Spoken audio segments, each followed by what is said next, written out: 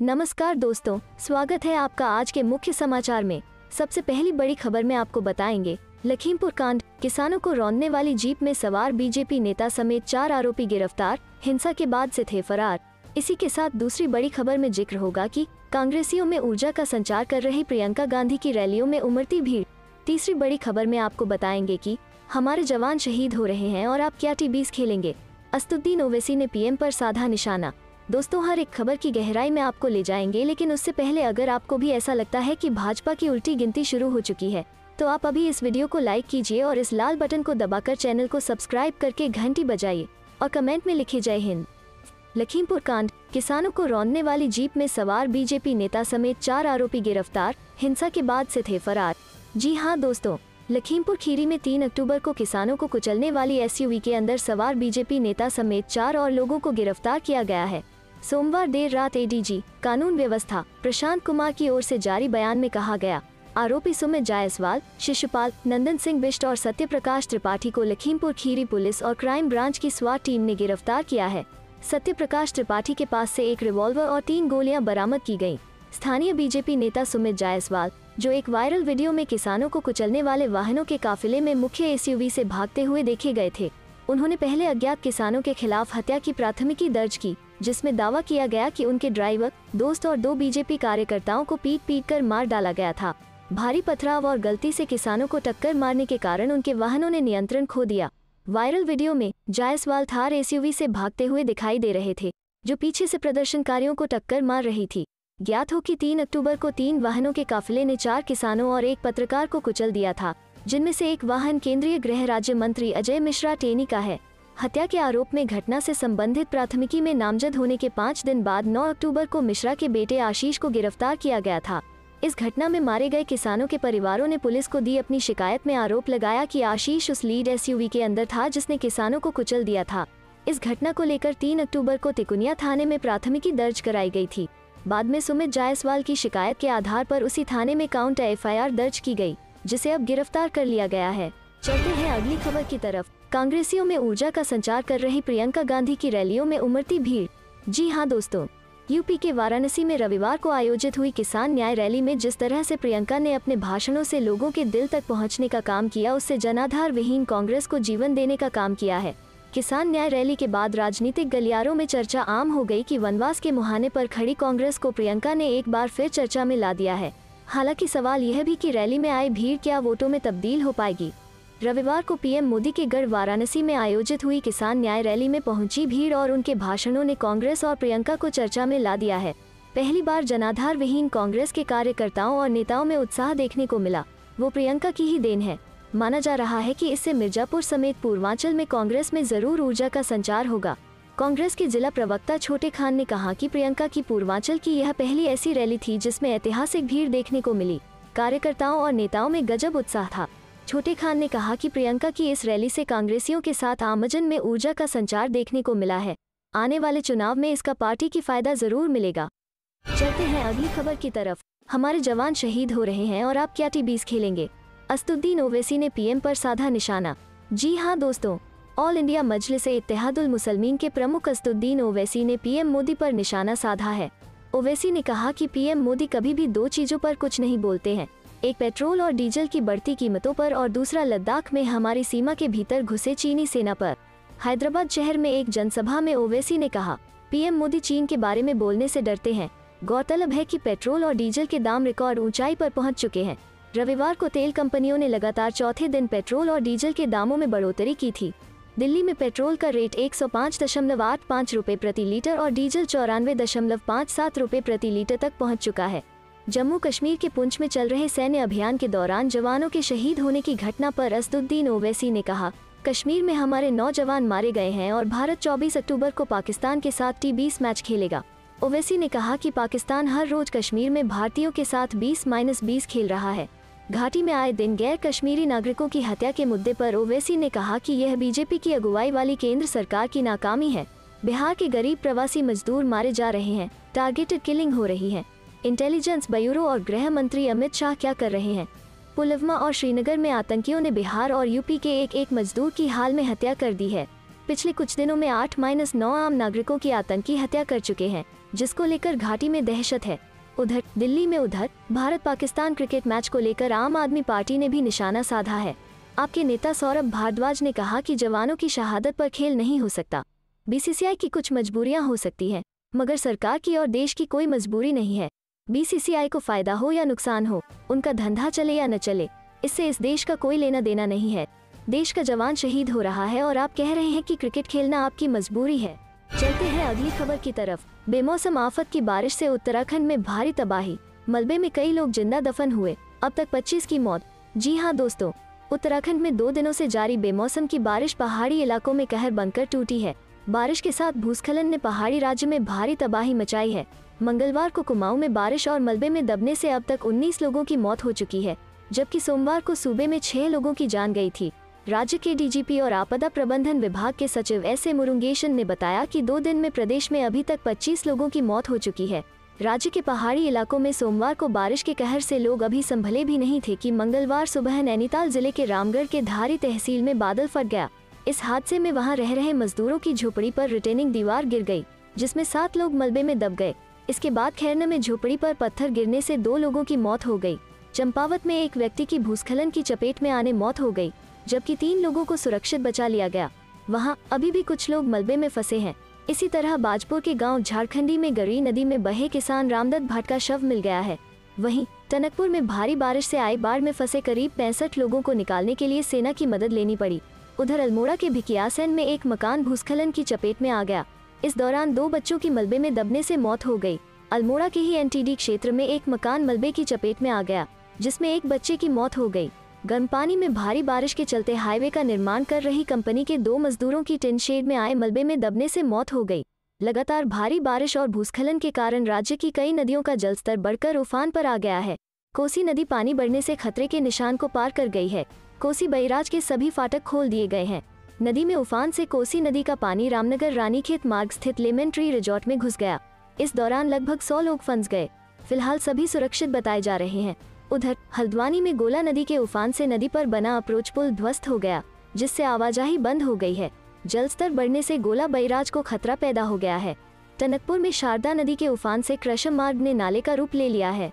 चलते हैं अगली खबर की तरफ। प्रियंका गांधी की उत्तर प्रदेश में 2 सीट से चुनाव लड़ने की तैयारी, वाराणसी के साथ वेस्ट यूपी की 1 सीट। जी हां दोस्तों, उत्तर प्रदेश में 2022 में होने वाले विधानसभा चुनाव में कांग्रेस को मुख्य मुकाबले में लाने के लिए पार्टी की राष्ट्रीय महासचिव खुद बड़ी तैयारी कर चुकी है। हफ्ते में 5 दिन लखनऊ में प्रवास कर रही प्रियंका गांधी नई दिल्ली से कार्यालय का अधिकांश सामान भी ला चुकी है। वो खुद भी 2 सीट से विधानसभा चुनाव लड़ने के मूड में है। लखनऊ में अपने चुनाव कार्यालय का मुख्यालय बना चुकी प्रियंका गांधी वारा ने बीते शनिवार को नई दिल्ली से काफी सामान लखनऊ भेजा। शनिवार को ही उन्होंने कार्य समिति की बैठक में निर्णय सुनाया कि अपना मुख्यालय अब लखनऊ ले जा रही हैं। अपनी रणनीति का खाका पेश करते हुए प्रियंका ने कहा कि अब वो चुनाव होने तक प्रदेश में ही रहेंगी। लखीमपुर में हुई हिंसा के बाद से प्रियंका गांधी ने जिस तरह कमान संभाली, उससे कार्यकर्ताओं में पार्टी को नई ऊर्जा की आस है। प्रियंका गांधी वारा ने इसके साथ प्रदेश में 2 सीटों से विधानसभा चुनाव भी लड़ने का फैसला कर लिया है। उनकी 1 सीट को लगभग फाइनल है।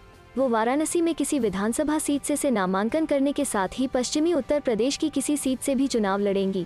उत्तर प्रदेश में कांग्रेस को राजनीति की मुख्यधारा में लाने की जिम्मेदारी पार्टी की महासचिव प्रियंका गांधी वारा ने उठा ली है। सोमवार रात लखनऊ पहुंची प्रियंका गांधी ने कांग्रेस कमेटी के दफ्तर में मीडिया को संबोधित करने के बाद नेताओं से काफी देर तक वार्ता भी की। उनका लक्ष्य अब हर हफ्ते में 5 जिलों को कवर करने का है। प्रियंका गांधी खुद चुनाव मैदान में उतरने जा रही हैं। वो लखनऊ में कौल निवास में 14 नवंबर से कांग्रेस चुनाव मुख्यालय में काम शुरू कर देंगी। चलते हैं अगली खबर की तरफ। एमपी उपचुनाव, सियासत के मैदान में उतरे वकील, कांग्रेस की तरफ से बीजेपी को देंगे जवाब। जी हां दोस्तों, मध्य प्रदेश की 3 विधानसभा और 1 लोकसभा सीट के लिए हो रहे उपचुनाव का रंग अब जमने लगा है। राजनीतिक दलों की रोज नई नई रणनीतियां सामने आ रही हैं।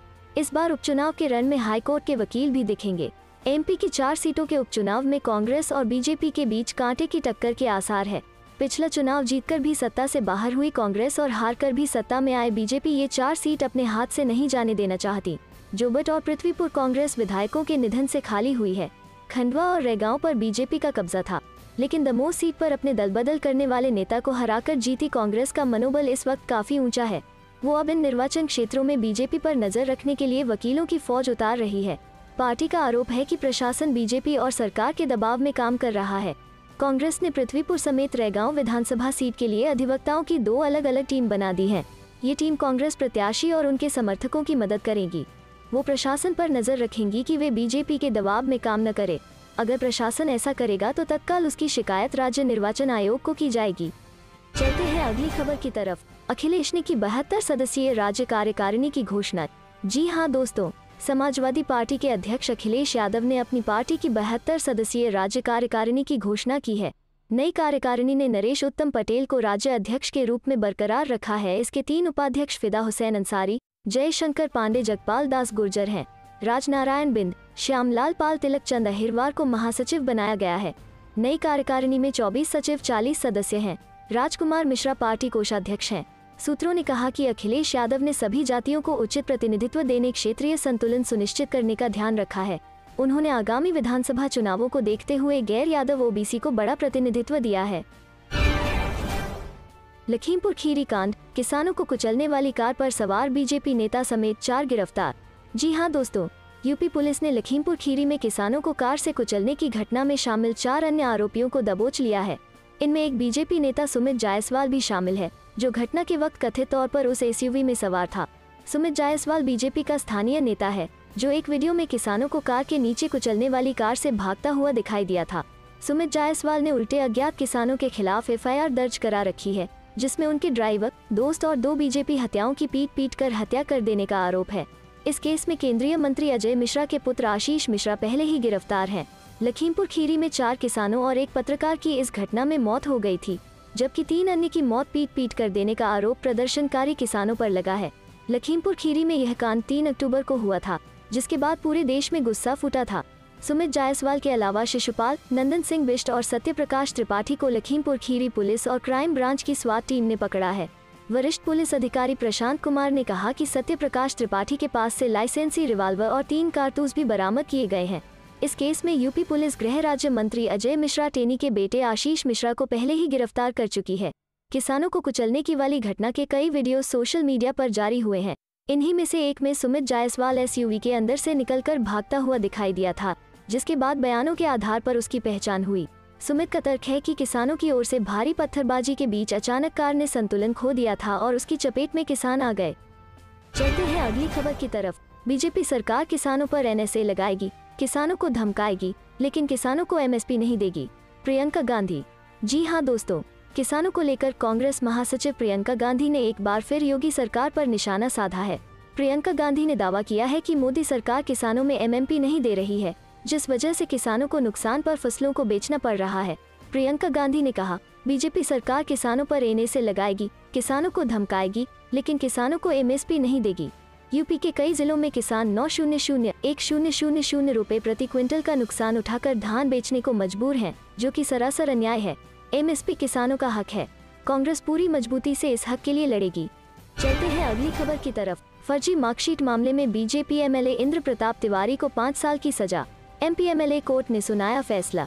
जी हां दोस्तों, यूपी के गोसाईगंज विधानसभा से बीजेपी विधायक इंद्र प्रताप तिवारी खब्बू के खिलाफ कॉलेज में दाखिले के लिए फर्जी मार्कशीट का इस्तेमाल करने के 28 साल पुराने एक मामले में सोमवार को स्पेशल कोर्ट ने 5 साल कैद की सजा सुनाई है। विशेष जज पूजा सिंह ने फैसला सुनाया और एमपी एमएलए कोर्ट में मौजूद तिवारी को हिरासत में लेकर जेल भेज दिया गया। दरअसल 1992 में जाली दस्तावेजों का प्रयोग करते हुए अगली कक्षा में प्रवेश लेने का आरोप लगाते हुए तत्कालीन प्राचार्य यदुवंश राम त्रिपाठी ने थाना राम जन्मभूमि में मुकदमा दर्ज कराया था। इसमें यह सजा हुई। उनके साथ में 2 अन्य कृपानिधान तिवारी और फूलचंद यादव को भी 5 साल की सजा सुनाई गई है। साकेत के तत्कालीन प्राचार्य यदुवंश राम त्रिपाठी ने अपनी शिकायती पत्र में कहा था कि 3 छात्रों ने अपने फर्जी मार्कशीट के आधार पर प्रवेश प्राप्त किया था। इसमें फूलचंद यादव ने बीएससी भाग 1 परीक्षा 1886 मूल परीक्षा में फेल रहे, बैक पेपर के बाद भी फेल रहे। इस कारण वो बीएससी भाग 2 में प्रवेश योग्य नहीं थे, परंतु उन्होंने विश्वविद्यालय की ओर से जारी बैक पेपर रिजल्ट में हेरफेर कर और षड्यंत्र के आधार पर बीएसएसी 2 भी कक्षा में प्रवेश प्राप्त कर लिया। इंद्र प्रताप तिवारी खब्बू बीएसएसी भाग 2 की 1990 में भूतपूर्व छात्र के रूप में परीक्षा दी और फेल हो गए। चलते हैं अगली खबर की तरफ। आसानी से अपराध करने के मामले में यूपी अव्वल, अखिलेश यादव। जी हां दोस्तों, समाजवादी पार्टी सपा के अध्यक्ष अखिलेश यादव ने कहा कि उत्तर प्रदेश आसानी से अपराध करने के ग्राफ में सबसे ऊपर है। शाहजहांपुर की घटना का जिक्र करते हुए सपा प्रमुख ने सत्तारूढ़ भाजपा पर हमला किया और कहा कि हत्या ने मुठभेड़ सरकार के अपराध और अपराधियों के प्रति जीरो टॉलरेंस के लंबे दावों को उजागर किया है। अखिलेश ने कहा, भाजपा सरकार के तहत उत्तर प्रदेश ने अपराध के मामले में नंबर 1 स्थान हासिल किया है। एसपी ने राज्य सरकार पर आगरा के एक पुलिस थाने से 25 लाख रुपए से अधिक की नकद चोरी मामले पर भी हमला किया, जहां बदमाशों ने मालखाना स्ट्रांग रूम के ताले तोड़ दिए थे और थाने में रखी नकदी के साथ फरार हो गए थे। कुछ समय पहले आगरा में रेलवे के एक शीर्ष ठेकेदार के आवास पर छापेमारी करने के बाद चोरी की नकदी बरामद हुई है। सपा अध्यक्ष ने कहा कि अगर पुलिस थाना सुरक्षित नहीं है तो कोई और स्थान की कल्पना कर लीजिए। अखिलेश ने अपराध पीड़ितों के प्रति बढ़ती संवेदनहीनता के लिए सरकार पर हमला बोला। उन्होंने एक उदाहरण का हवाला दिया जिसमें एक महिला अपने पति का पता लगाने के लिए पुलिस स्टेशन गई थी, जो 10 दिनों से अधिक समय से लापता था। अखिलेश ने एक ट्वीट में कहा, पुलिस ने महिला की मदद करने के बजाय उसे किसी और से शादी करने का विकल्प तलाशने की सलाह दी। सपा अध्यक्ष ने एक महिला की मीडिया रिपोर्टरे का भी हवाला दिया, जिसने हाल ही में एक पुलिस स्टेशन के अंदर जहर खा लिया था, जब पुलिस ने कथित तौर पर उसके संसदीय क्षेत्र आजमगढ़ में स्थानीय गुंडों द्वारा यौन उत्पीड़न की उसकी शिकायत पर कार्रवाई करने से इनकार कर दिया था। चलते हैं अगली खबर की तरफ। पंजाब सरकार ने माफ किए पानी के पुराने बिल, अब हर महीने देने होंगे सिर्फ 50 रुपए। जी हाँ दोस्तों, पंजाब सरकार ने ग्रामीण और शहरी इलाकों में लोगों को बड़ी राहत दी है। राज्य सरकार ने पानी के सभी श्रेणी के बकाया बिल माफ कर दिए हैं।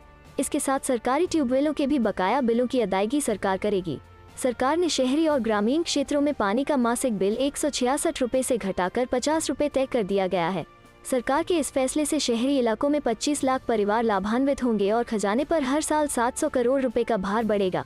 चन्नी सरकार की कैबिनेट ने सभी ग्रामीण जलापूर्ति स्कीमों की सेवा दरों में 70% की कटौती करने की मंजूरी दे दी है। ग्रामीण जलापूर्ति स्कीमों के बिजली बिलों के 1168 करोड़ रुपए के बकाये का निपटारा करने के लिए बजटीय सहायता या अनुदान के द्वारा फंड मुहैया करवाने का फैसला भी किया गया। शहरी इलाकों में रह रहे लोगों को भी बड़ी राहत देते हुए सरकार ने नगर काउंसिल, नगर पंचायतों और नगर निगमों में 125 गज से अधिक के प्लॉट वाले सभी वर्गों के घरेलू कनेक्शनों के लिए पानी की प्रयोग दर घटाकर 50 रुपए प्रति माह करने का फैसला किया है।